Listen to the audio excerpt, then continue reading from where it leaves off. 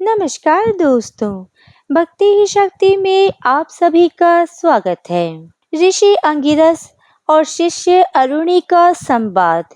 संध्या की शांत छाया में ऋषि अंगिरस के वन आश्रम में अग्नि की लो मंद गति से चल रही थी।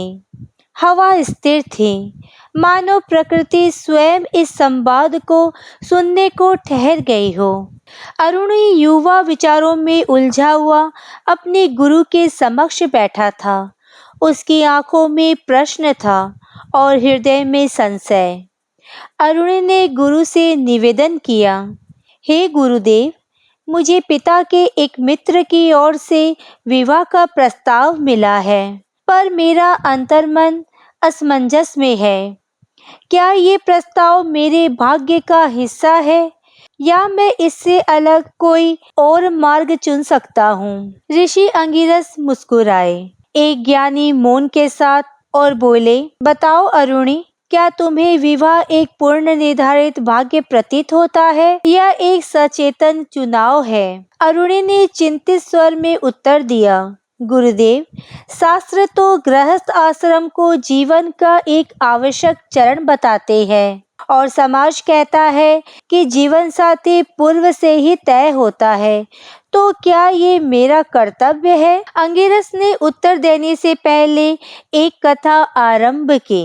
पूर्णिमा की एक रात थी। चंद्रमा आकाश में दमक रहा था और उसकी छवि नदियों, सरोवरों और एक शांत मिट्टी के पात्र में प्रतिबिंबित हो रही थी। वह पात्र उस छवि को देखकर सोचने लगा कि मैं चंद्रमा हूँ। कुछ समय पश्चात एक दूसरा पात्र भी लाया गया, जिसमें भी वही प्रतिबिंब था। पहले पात्र ने सोचा, देखो, मेरा साथी आ गया। दोनों साथ बैठे, मानो उनका मिलन नियति में लिखा गया हो। परंतु एक दिन हवा चली, पानी में कंपन हुआ और प्रतिबिंब बदल गया। पहले पात्र ने घबराकर कहा, मेरा चंद्रमा बदल गया। ये देख ऋषि ने जल को उड़ेल दिया और पात्र को तोड़ दिया। फिर ऊपर आकाश की ओर इशारा करके कहा, वास्तविक चंद्रमा वहाँ है, अछूता, अनंत। ये जो तुम देख रहे थे वो तो केवल प्रतिबिंब मात्र था। अरुणि ने गंभीरता से पूछा, गुरुदेव, तो क्या आप कह रहे हैं कि हमारे संबंध केवल प्रतिबिंब है? अंगिरस ने उत्तर दिया, हाँ पुत्र, सभी रूप, सभी संबंध मन की सतह पर उठते तरंगों की भांति है। गृहस्थ जीवन आत्मा को बांधने के लिए नहीं, बल्कि अहंकार को शुद्ध करने का मार्ग है। अरुणि ने फिर पूछा, तो क्या गृहस्थ आश्रम में नियम और धर्म नहीं होते? गुरुदेव ने सिर हिलाया और बोला, निश्चित होते हैं, पर वह बेड़ियां नहीं, बल्कि छेनी है जो तुम्हारे अस्तित्व को तराशती है। विवाह केवल एक सामाजिक संस्था नहीं, वह एक साधना है। जब तुम अपने जीवन साथी, बच्चों और कर्तव्यों में ईश्वर का दर्शन करते हो, तब वह तुम्हारे अहंकार को भस्म करने की अग्नि बन जाता है। अरुणि ने फिर जिज्ञासावश गुरुदेव से पूछा, तो क्या विवाह पूर्व निर्धारित होता है? ऋषि बोले, यदि तुम स्वयं को मात्र एक पात्र समझता है, शरीर, नाम और रूप, तो हाँ, सब कुछ भाग्य के अधीन है।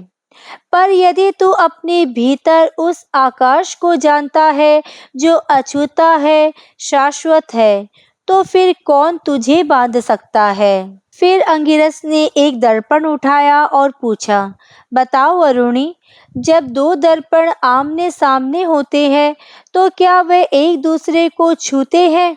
अरुणि ने कहा, नहीं गुरुदेव, वे बस एक दूसरे का अनंत प्रतिबिंब बनाते हैं। अंगिरस मुस्कुराए, सही कहा, सच्चा मिलन सतह पर नहीं होता, वह उस मौन में होता है जो भीतर की स्थिरता है। विवाह जब जागरूकता से किया जाता है, तब वह बंधन नहीं, मुक्ति बन जाता है। अंत में अरुणी ने आंखों में नमी लिए पूछा, तो गुरुदेव मुझे क्या करना चाहिए, विवाह या नहीं? अंगिरस ने उत्तर दिया, ये निर्णय भय से नहीं, मौन आत्मा जागरण से लो। यदि तुम भीतर से शांत हो तो जो निर्णय लोगे वह सही होगा, क्योंकि वह निर्णय नहीं, दर्शन होगा। यदि तुम स्वयं को नाम और शरीर मानता है तो विवाह केवल एक कर्म फल की पटकथा है, लेकिन यदि तू अपने को आत्मा मानता है तो कुछ हुआ ही नहीं।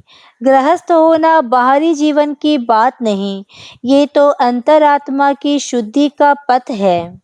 प्रश्न ये नहीं कि मुझे किससे विवाह करना चाहिए, बल्कि ये है कि वो मैं कौन हूँ जो विवाह करना चाहता हूँ।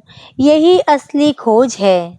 दोस्तों, ये कथा बहुत ही सुंदर और गहराई से भरी हुई है। ये संवाद ऋषि अंगिरस और उनके शिष्य अरुणि के बीच केवल विवाह पर नहीं, बल्कि जीवन, आत्मा और अहंकार की परतों को खोलता है। ये कहानी एक गहरी आध्यात्मिक शिक्षा देता है कि रिश्ते चाहे विवाह के हो या कोई और, बाहरी बंधनों से अधिक आंतरिक समझ और आत्मबोध की यात्रा है। ये संवाद ये बताता है कि कोई भी निर्णय तभी सही होता है जब वह भीतर की स्पष्टता से लिया जाए, ना कि समाज के डर और दबाव में लिया जाए। दोस्तों, आपको ये कहानी कैसे लगी? क्या आप भी कभी ऐसे दोहरे प्रश्नों में फंसे हैं? कमेंट में जरूर बताएं। आज के वीडियो में बस इतना ही। अगर आपने मुझे अब तक सब्सक्राइब नहीं किया है तो सब्सक्राइब जरूर करें। कमेंट और लाइक करना ना भूलें। इसी कामना के साथ कि आप हमेशा खुश रहें, स्वस्थ रहें। नमस्कार।